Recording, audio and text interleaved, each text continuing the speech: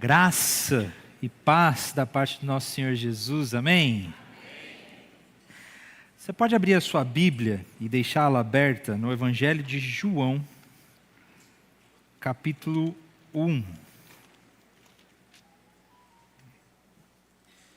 Evangelho de João, capítulo 1, e daqui a pouco nós leremos a partir do versículo 35.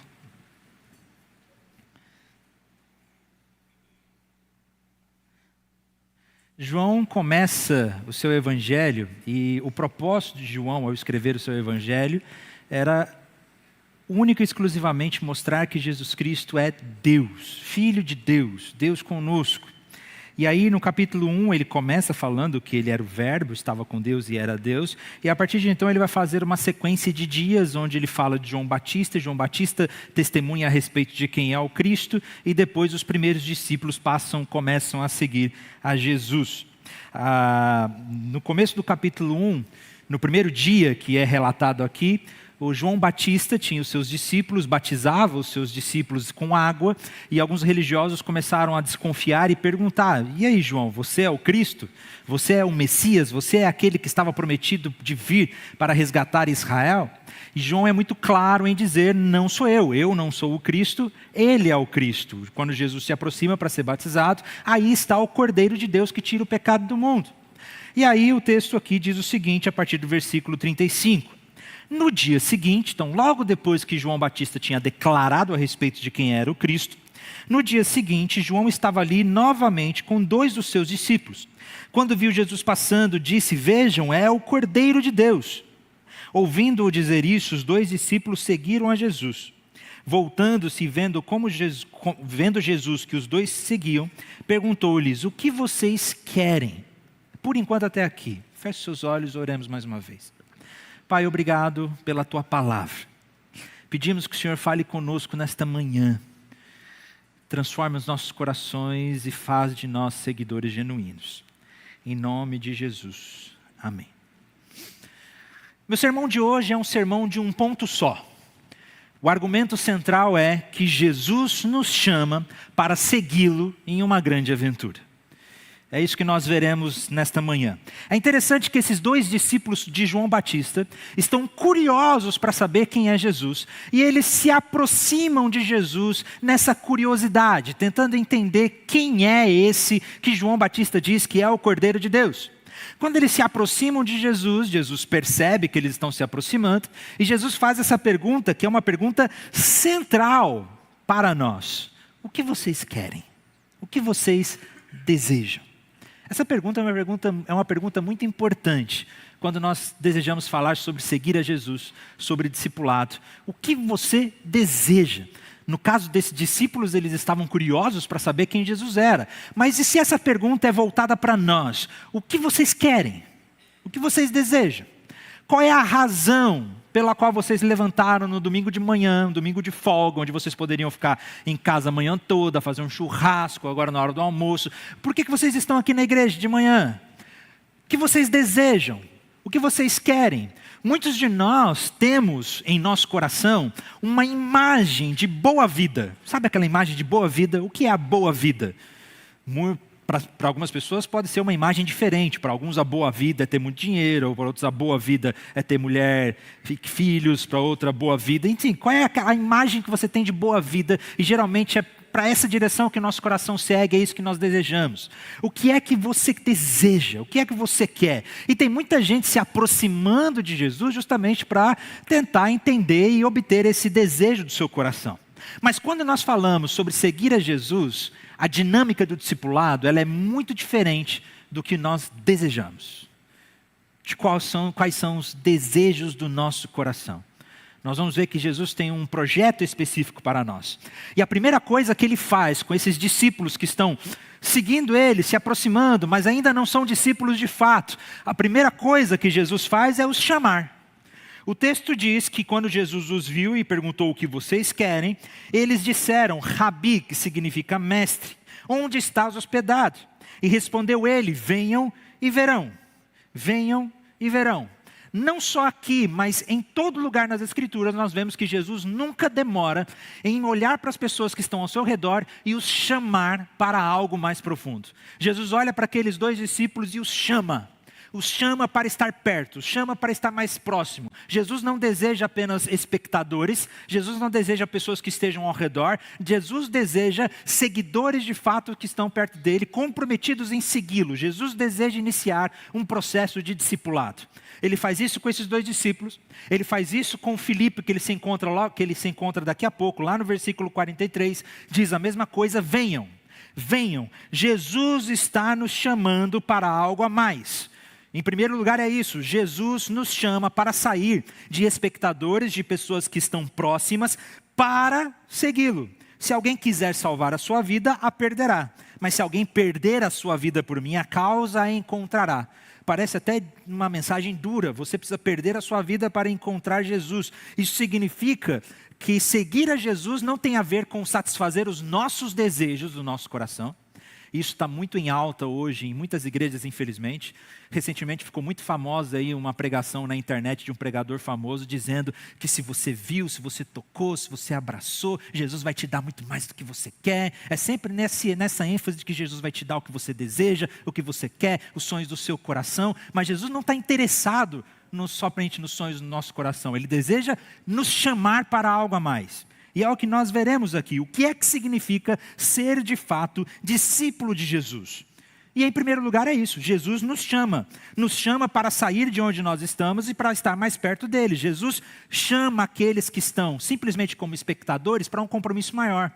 E é interessante que Jesus não está interessado só em pessoas que estão próximas, que gostam dele, que tem algum entendimento sobre ele. Jesus deseja realmente pessoas mais profundas. Tem um exemplo muito interessante lá em Lucas, no capítulo 9, onde um rapaz se aproxima de Jesus e diz: Jesus, eu estou contigo, eu vou com você, eu vou te seguir até o fim. Só que por incrível que pareça, no texto Jesus demonstra uma certa resistência com aquele jovem. O jovem diz: olha, eu vou com você até o fim. Jesus diz: não é bem assim não, hein? Estou contigo, Jesus, mas as raposas não têm tocas, as aves não têm ninhos, o filho do homem não tem onde recostar a cabeça. Estranho, né? Por que uma pessoa diz que quer seguir Jesus, mas Jesus parece que não gosta muito dessa notícia naquele momento? É porque Jesus conhece o nosso coração, ele sabe que aquele rapaz não estava interessado em segui-lo de fato. Aquele rapaz estava interessado em outras coisas. E é possível estar perto de Jesus ou próximo de Jesus por diversas razões. Por diversas razões. Tem gente que gosta de estar perto de Jesus porque gosta da multidão. Gosta de gente, né? É legal você chegar numa igreja cheia no domingo de manhã, com música boa, luz, iluminação, coisa. Eu gosto desse negócio, né? Ficar em casa sozinho é ruim. Então, eu gosto de multidão. Onde tem gente, eu vou. Tem gente que está perto de Jesus porque gosta de estar na multidão. Gosta de ver esses movimentos acontecerem. Tem gente que se aproxima de Jesus hoje simplesmente porque pessoas que elas admiram estão próximas de Jesus. E hoje, gente, nunca foi tão popular no Brasil você ser crente.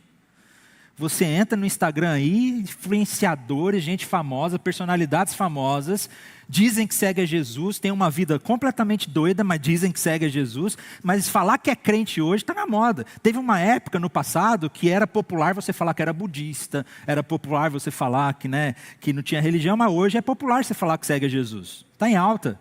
Você vai ganhar seguidores e likes no Instagram. Pode ser que essa seja a razão pela qual você está perto de Jesus. Algumas pessoas se aproximam de Jesus por causa do que ele pode oferecer. Jesus tem poder. Jesus tem poder para fazer milagre. Jesus tem poder para curar. Jesus tem poder para transformar a vida das pessoas. E existem muitos que estão se aproximando de Jesus simplesmente porque Jesus pode fazer alguma coisa. Jesus pode salvar meu casamento. Jesus pode curar a minha doença. Jesus pode salvar a vida do meu filho. Jesus pode me dar uma promoção no meu trabalho. Jesus pode resolver a minha vida financeira. Então, como Jesus tem poder para oferecer alguma coisa, é por isso que eu estou interessado em estar perto desse Jesus que tem poder. Só que é interessante que Jesus sempre foi muito duro com essas pessoas, sabia? Jesus é muito duro com as pessoas que o buscam simplesmente por causa daquilo que ele pode oferecer. No próprio Evangelho de João, nós vemos uma cena muito interessante, logo após a multiplicação dos pães e dos peixes, onde Jesus alimenta uma grande multidão. O texto diz que Jesus atravessa o lago de Nazaré e toda aquela multidão vai atrás de Jesus. Eles vão atrás de Jesus. Coisa linda, né? Uma multidão atrás de Jesus. Quando Jesus olha para aquela galera, ele fica decepcionado e diz: vocês só estão vindo atrás de mim porque eu tenho o poder de fazer milagre. Porque eu dei pão para vocês. Se vocês viessem atrás de mim por quem eu sou mesmo, de fato, isso seria diferente. E aí Jesus começa um grande discurso a respeito de quem ele é. Um discurso pesado. Ao que o povo que estava ali diz: duras são essas palavras, hein? E a galera começa a ir embora. E embora. Ficam só os 12 discípulos. E Jesus olha para os 12 discípulos e diz: e vocês? Vocês não vão embora também não? E Pedro responde: mas Senhor, para quem iríamos nós, se só o Senhor tem as palavras de vida eterna? Jesus é muito duro com as pessoas que se aproximam dele, simplesmente porque ele pode oferecer alguma coisa. Existem algumas pessoas que estão perto de Jesus por genuína curiosidade. É o caso desses 2 discípulos de João aqui. André, nós vamos descobrir que é André, e o outro discípulo, não é mencionado o nome dele aqui, mas a maioria dos estudiosos concorda que seria o próprio evangelista João, porque no evangelho de João se insere na história, mas sem citar o seu próprio nome. Sem dizer que era ele em algumas cenas. Então seria André e João. Esses 2 discípulos, eles estão genuinamente curiosos para saber quem é esse Jesus. E é possível que você esteja aqui nessa manhã, ou você esteja perto de Jesus, por genuína curiosidade. Eu quero saber mais sobre esse Jesus, eu quero entender mais sobre Jesus. Só que estar nessa posição de curiosidade genuína não é o bastante. Ele olha para esses 2 discípulos curiosos e ele os desafia a mais. Venha e veja. Você precisa sair desse estado de curiosidade e agora você precisa passar para um estado de experimentá-lo. Você precisa sair de onde você está e vir experimentar. Venha e veja. Jesus não quer que você apenas esteja como um curioso. Jesus está te chamando. Venha, venha, venha. Existem algumas pessoas que se aproximam de Jesus porque gostam de ter razão, gostam de poder. Infelizmente isso é possível. É possível estar perto de Jesus simplesmente porque o discurso religioso e a Bíblia pode ser uma excelente maneira de manipular pessoas, de exercer poder, de realizar abusos. Isso infelizmente acontece e nós vemos acontecendo em muitos lugares. Pessoas que gostam de estar perto de Jesus simplesmente porque gostam de ter razão, gostam de ser melhor do que outras pessoas, são legalistas. Jesus também foi muito duro com esses. Jesus olha para esses religiosos que no Novo Testamento aqui muitas vezes aparecem na figura dos fariseus que estavam confrontando Jesus, e Jesus diz: olha, vocês são bonitos por fora e podres por dentro. Sepulcro caiado. Jesus é muito duro com quem se aproxima dele simplesmente porque quer se sentir moralmente superior, ou ter razão. Ou então, pode ser que você esteja perto de Jesus por culpa. Existem pessoas que se aproximam de Jesus porque se sentem culpadas. Olham para dentro do seu próprio coração e percebem que não estão vivendo aquela vida que gostariam de viver. Percebem que tem alguma coisa que está faltando. E você se sente culpado. Então você se envolve em afazeres religiosos, dar dinheiro na igreja, fazer caridade, participar de projeto social, estar perto de um ambiente religioso para que a sua culpa possa ser aplacada. Mas essa também não é a razão genuína pela qual Jesus deseja que você o siga. Na verdade, Jesus está nos chamando. Ele não quer curiosos, ele não quer pessoas que saibam sobre ele não quer pessoas que o admiram. Jesus deseja discípulos. Discípulos de fato. Você já ouviu esse chamado? Você já ouviu Jesus te chamando para sair de onde você está? De um espectador, de um curioso, de alguém que deseja que Jesus faça alguma coisa por você, dessa galera que está ao redor. Assim como Jesus olha para esses 2 discípulos e diz: venha, siga-me. Assim como Jesus olha para Filipe e diz: siga-me. Você já ouviu esse chamado para sair do lugar que você está? Em primeiro lugar, Jesus nos chama. Mas Jesus nos chama para quê? Para que Jesus nos chama? Jesus nos chama para segui-lo. E o que é que significa seguir Jesus? Que aqui está a grande confusão do evangelho contemporâneo. Porque no evangelho contemporâneo, seguir Jesus não exige esforço nenhum, não exige renúncia nenhuma, não exige nada. Seguir Jesus é ficar no mesmo lugar que você está. Mas isso não faz sentido. Seguir pressupõe que você sai do lugar, não é mesmo? Você já seguiu alguém? Espero que nunca de maneira criminosa, né? Stalker. Mas, vamos comentar o lugar, não sei onde é que fica, então me segue, né? Você já seguiu alguma pessoa? Seguir alguém implica que você vai sair do lugar onde você está, né? Seguir implica mudança. Seguir Jesus implica que as coisas na sua vida serão completamente transformadas. A sua vida vai mudar, as pessoas ao seu redor vão mudar. Jesus deseja realmente pessoas que o sigam genuinamente. Ele deseja que você seja o primeiro. Ser discípulo de Jesus ou seguir a Jesus significa colocar a Jesus como prioridade acima de todas as coisas. Obediência absoluta. E aqui que está a grande questão de ser um seguidor de Jesus, um discípulo de Jesus. Sabe o que significa ser discípulo, ser um seguidor na época de Jesus? Vocês já ficaram curiosos do porquê que esses dois discípulos perguntam para Jesus: onde é que você está morando? Onde é que você está ficando?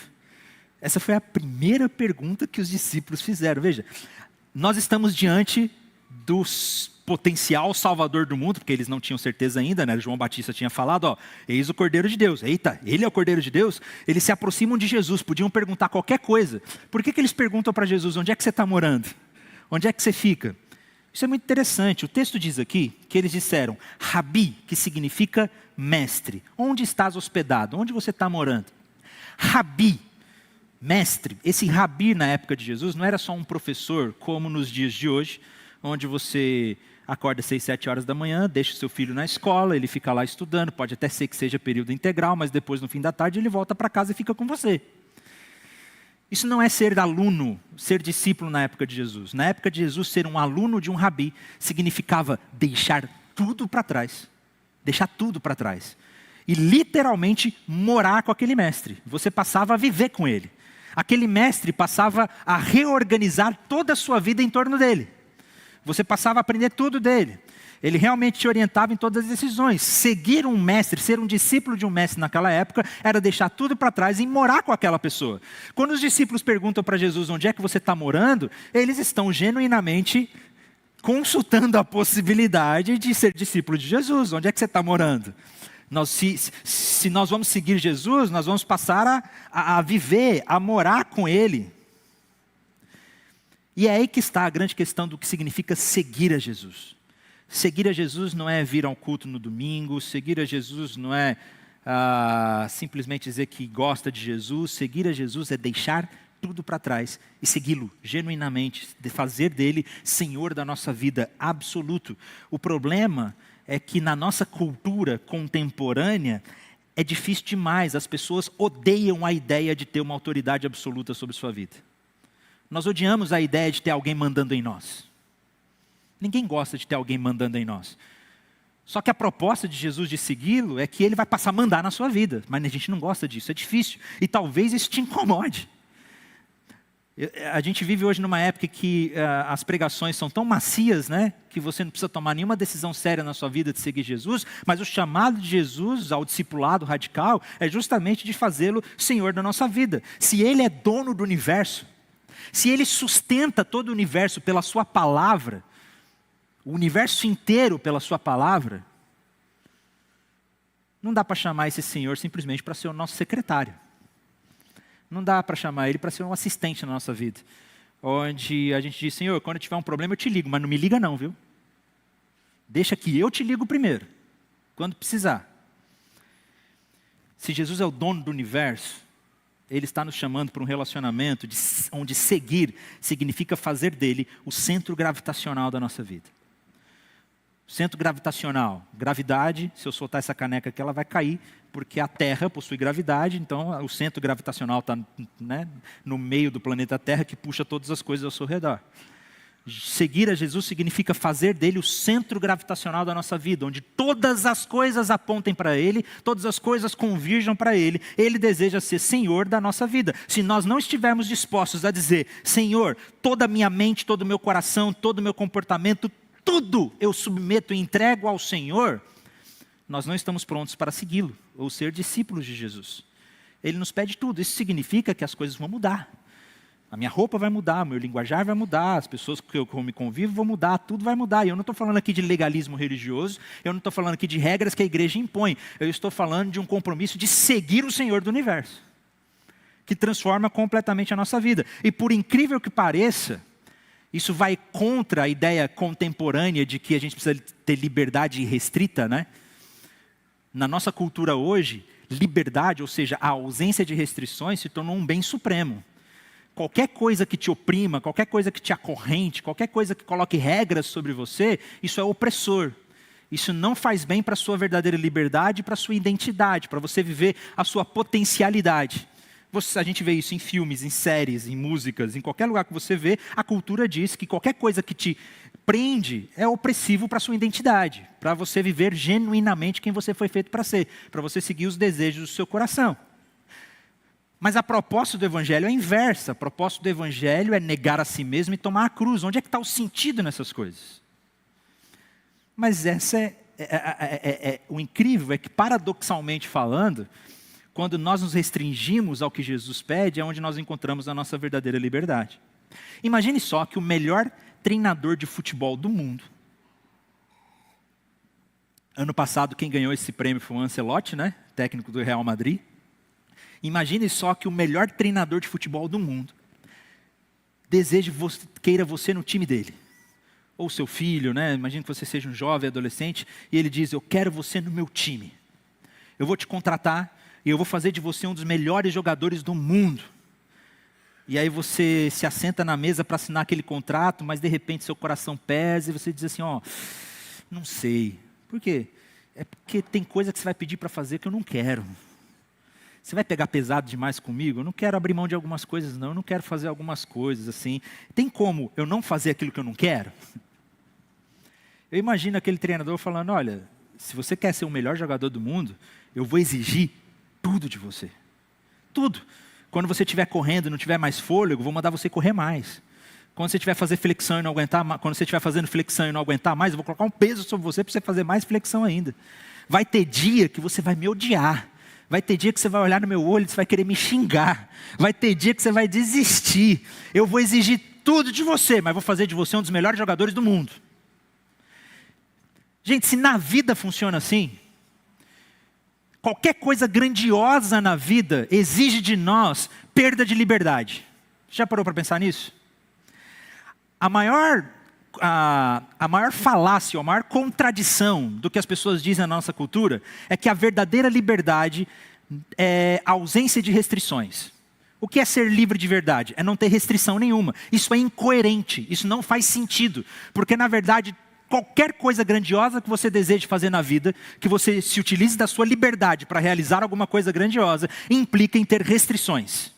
Se você deseja ser o melhor pianista do mundo, você vai perder muito tempo estudando, você vai perder muito da sua liberdade, você não vai poder sair com seus amigos, você não vai poder estar nas baladas que você queria, você não vai poder fazer o que você quer, você vai perder toda a sua liberdade para você possa treinar, se capacitar, estudar e se tornar o melhor pianista do mundo. Se você deseja ser a melhor bailarina do mundo, você vai perder muito da sua liberdade para que você se torne a melhor bailarina do mundo. Qualquer coisa grandiosa na vida exige de nós perda de liberdade. É uma contradição dizer que ser verdadeiramente livre é ter ausência de restrições. Na verdade, existem ambientes onde a perda de liberdade realmente nos faz verdadeiramente livres. Eu não sei quem gosta de pescar aqui, eu nunca fui muito fã de pescar, mas o meu avô materno, ele gostava muito de pescar e de vez em quando eu ia com ele. E já teve diversas vezes em que eu vi um peixe que estava morto, no meu ponto de vista estava morto, e aí de repente o peixe caiu na água, eu devolvi o peixe para a água e de repente ele saiu nadando. Porque é quando ele está preso, restrito ao ambiente da água, é que ele é genuinamente quem ele foi feito para ser. Se você foi criado para viver sob um relacionamento com Deus e para ser discípulo de Jesus, pode parecer muito estranho, mas é no momento que você nega a si mesmo, toma a sua cruz e se restringe ao que Jesus deseja de você, é que você encontra genuinamente quem você foi feito para ser, a alegria, a satisfação e a plenitude da nossa vida.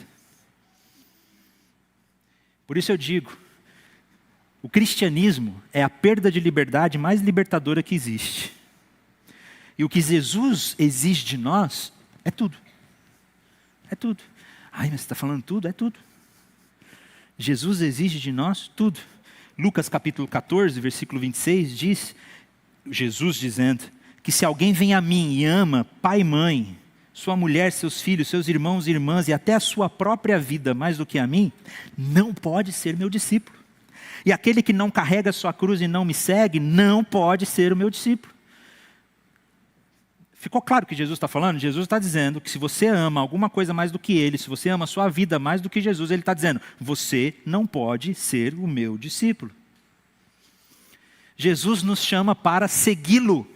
E seguir a Jesus implica em deixar tudo para trás e viver uma nova vida com o próprio Jesus. O custo do discipulado é alto. É alto. Jesus deseja isso de nós.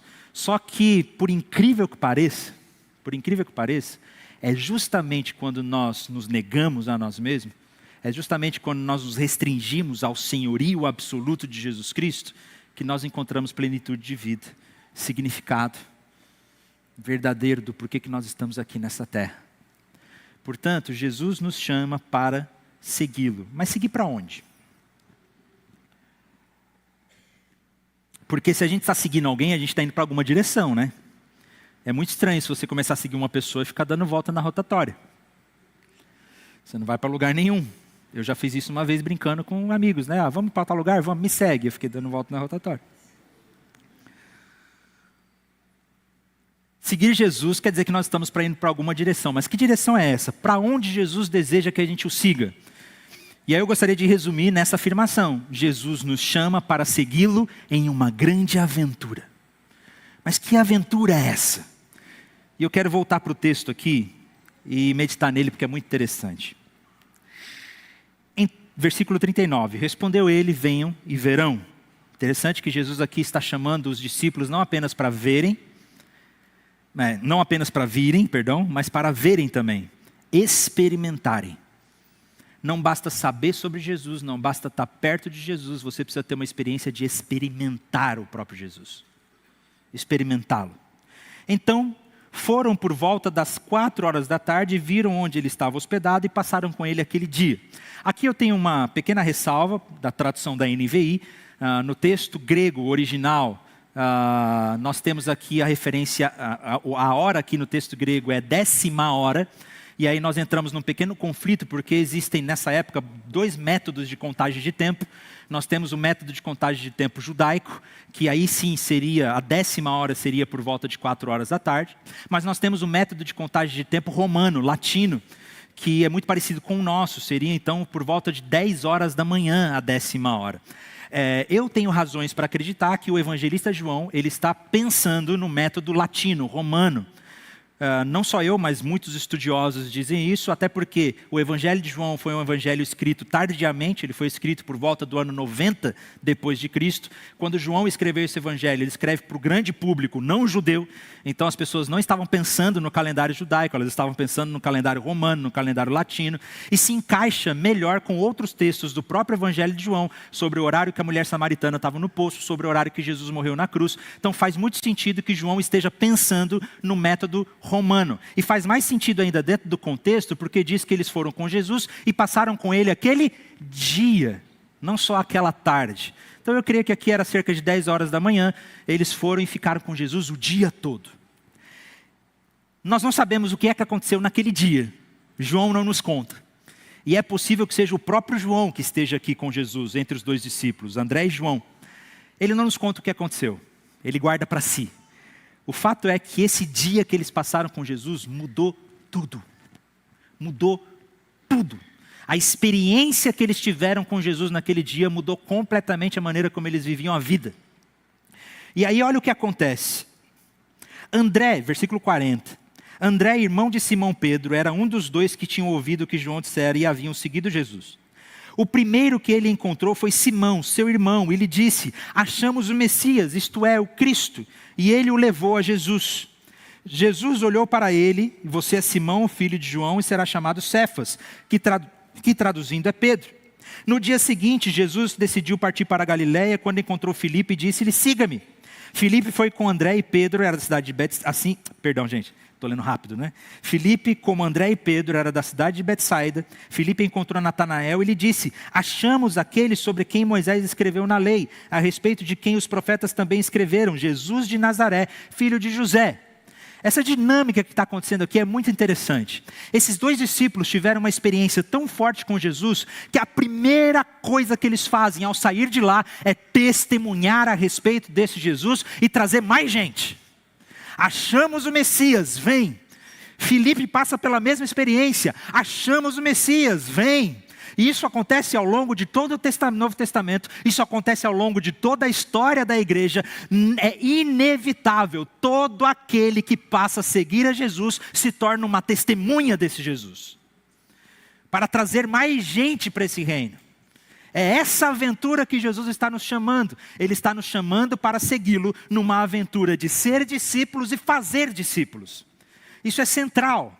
Só que é interessante como que essa história no capítulo 1 termina.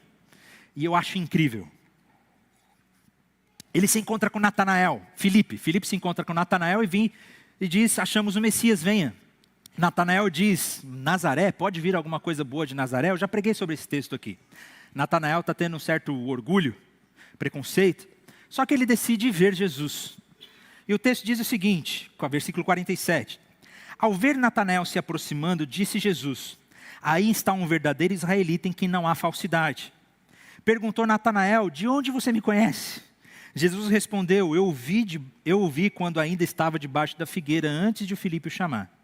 Então Natanael declarou, mestre, tu és o Filho de Deus, tu és o Rei de Israel. Jesus disse, você crê porque eu disse que vi debaixo da figueira? Você verá coisas maiores do que essas. Então acrescentou, digo-lhes a verdade, vocês verão o céu aberto e os anjos de Deus subindo e descendo sobre o Filho do Homem. Gente, tem algo interessantíssimo nesse texto. Primeiro, que nós não sabemos o que é que Jesus viu. O fato é que Jesus disse, Natanael, eu vi você debaixo da figueira. Nesse momento, Natanael passa a crer. Nós não sabemos o que é que Jesus viu. Tem muita especulação sobre isso, mas quando se trata das Escrituras, nós não podemos especular o que a Bíblia não diz. Fica um conselho de interpretação bíblica. Não especule coisa que a Bíblia não diz. Se João não contou, significa que a gente nunca vai saber. O fato é que, a partir desse momento, Natanael passa a crer em Jesus. Só que aí Jesus diz, você acreditou por causa disso? Você vai ver muito mais. E aí, Jesus faz uma referência aqui a Jacó.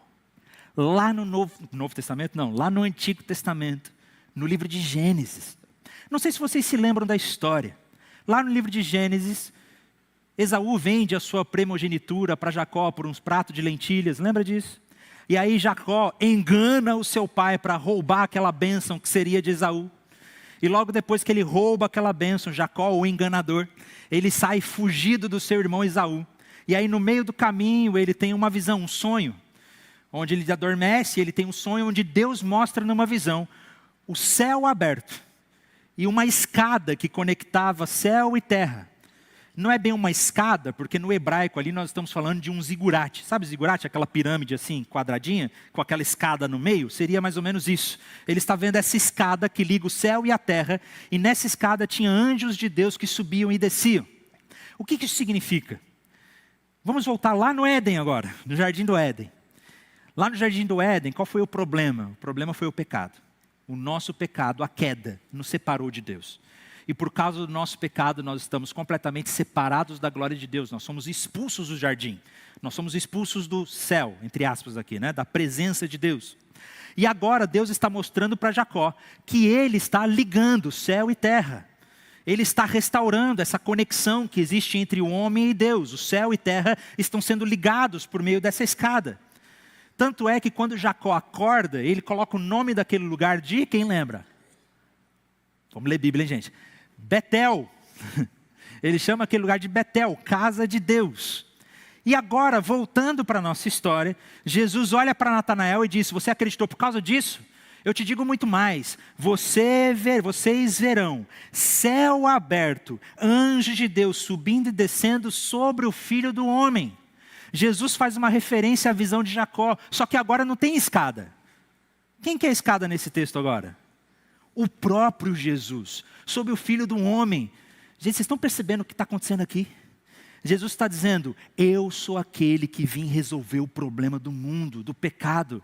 Eu sou aquele que vou ligar céu e terra novamente. Jesus é aquele que veio trazer um novo reino, onde as pessoas se encontrarão novamente com o próprio Deus e terão suas vidas restauradas em relacionamento com Deus. Esse é o grande projeto pelo qual Jesus nos chama para segui-lo. Que grande aventura! Jesus nos chama para segui-lo numa aventura de proclamar esse reino de Deus, onde o próprio Jesus está ligando céu e terra de novo.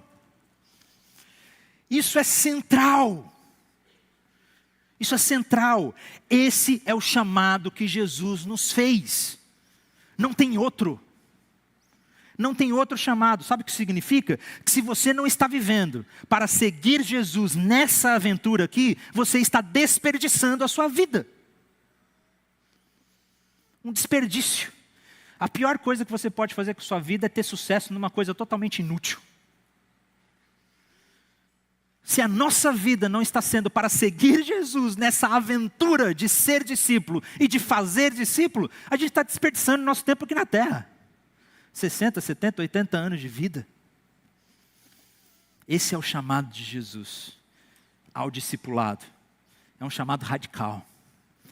Mas eu vou te dizer uma coisa, é um chamado radical, onde nós encontramos verdadeiro significado, alegria. Um chamado o chamado que eu escutei quando eu tinha 18 anos de idade, onde eu abri mão de tudo. Eu abri mão de tudo para poder seguir Jesus no ministério. E não me arrependo nem um minuto. Jesus nos chama para segui-lo. E aqui eu queria fazer eu queria abrir um parêntese. A gente está muito acostumado a ouvir que nós podemos ser missionários, ou devemos ser missionários, em qualquer lugar onde nós estamos. Você é um missionário no seu trabalho, você é um missionário na sua escola, você é um missionário na sua vida profissional, e isso é verdade. Isso é verdade. Nós precisamos ser missionários em qualquer lugar, e nós precisamos seguir a Jesus nesse desafio de fazer discípulos em qualquer lugar. Só que agora eu queria abrir um parênteses aqui e falar de um outro problema. Que tem muita gente que ouve isso, de que eu posso ser missionário em qualquer lugar, e aí usa isso como uma desculpa esfarrapada para não fazer nada mais. Então eu não preciso ser um missionário, eu não preciso, e aí principalmente os jovens e adolescentes riscam das suas possibilidades futuras a possibilidade de ser um missionário de verdade. Não, nem todo mundo é missionário de verdade, você entendeu o que eu quis dizer? Um missionário transcultural. Ou riscam da sua agenda a possibilidade de ser pastor. Vocês sabiam que recentemente foi publicada uma pesquisa nos Estados Unidos sobre a realidade da igreja americana e que eu não tenho dúvidas que em pouco tempo essa também, infelizmente, pode ser a realidade da igreja brasileira? Que as igrejas dos Estados Unidos estão em crise, sabe por quê? Porque não tem novos pastores. Não tem jovem querendo ser pastor. E por causa disso as igrejas americanas estão em crise. Tem muita gente indo de outros países ser pastor nos Estados Unidos, porque não tem jovem querendo ser pastor. E infelizmente isso pode acontecer aqui também no Brasil. Porque muitas vezes a gente tem riscado das nossas possibilidades futuras o fato de seguir Jesus integralmente no ministério pastoral. E eu queria dar um conselho aqui, principalmente aos mais jovens. Principalmente aos mais jovens. Não risque da sua possibilidade futura o fato de Deus te chamar para ser missionário ou pastor. Deus pode estar te chamando hoje para ser pastor. Para ser missionário. Mas independente disso, Jesus está chamando a todos nós para segui-lo numa grande aventura. De ser discípulos e fazer discípulos.